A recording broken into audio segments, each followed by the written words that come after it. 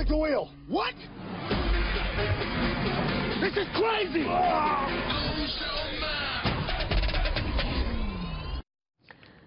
That was a clip from the new film, The Fate of the Furious, a sequel to the Fast and Furious movie franchise, out in theaters next week.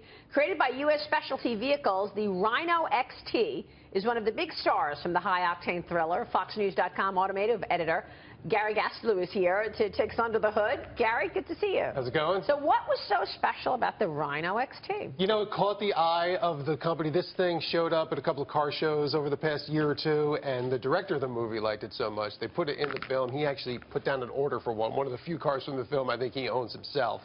So it's just got a real eye-popping style. It's basically a Jeep Wrangler that's been modified with this new body that's inspired actually by a futuristic Hummer concept from about a decade ago that never got built before that company went out of business.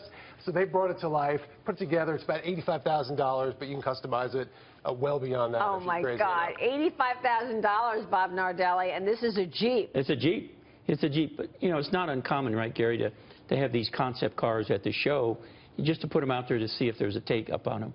And in this case, it really did a nice job. Yeah, I remember when that Hummer, the Hummer HX came out, everyone was excited about it. And the company went out of business, never got made. These guys took it, modified it enough to give it an original look, but it's definitely inspired by that. And there's been a lot of excitement about this. I've seen this at the car shows. There's always a crowd of people around it.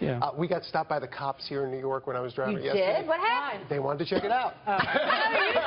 So you didn't get a ticket. They just wanted to see the car. Just wanted to check it out, ask what it was about. I think they want one for a patrol car now. It would actually do pretty well here in the street with that suspension. How did it drive? It drives like a Jeep Wrangler. That's basically what it is. They put in a supercharger on the engine, though, so it's got a little more power. You can get a big V8 for it as well. You know, again, you could spend up to $150,000 on one of these if you really want to modify it. They've also luxed up the interior, new upholstery, some new seats. This is actually based on the four-door Jeep Wrangler. Yeah. And they've turned it into a two-door, so there's actually room in the back seats for I'm glad you brought us people. inside because it looks tough on the outside, but inside it's pretty luxurious. Yeah, they've dressed it up quite a bit. Definitely on par with a $85,000 custom vehicle. They've even put in this digital instrument cluster to give it a little bit of a futuristic feel. That's a custom part that they designed themselves. It's beefy and meaty, and that's what we need more of in this country. No doubt. That's what we all want, right? Everybody. Even the little tiny crossovers are beefy and meaty looking. It's a meaty car. That's where the margins. That's where the margins are for these auto industries.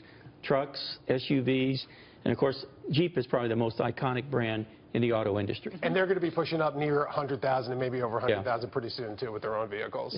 Well, what did you tell me earlier, Bob? 90% of operating profits at Fiat Chrysler come from two cars? Jeep and the Ram truck. 90% of profit. Are really driving the profitability for Fiat.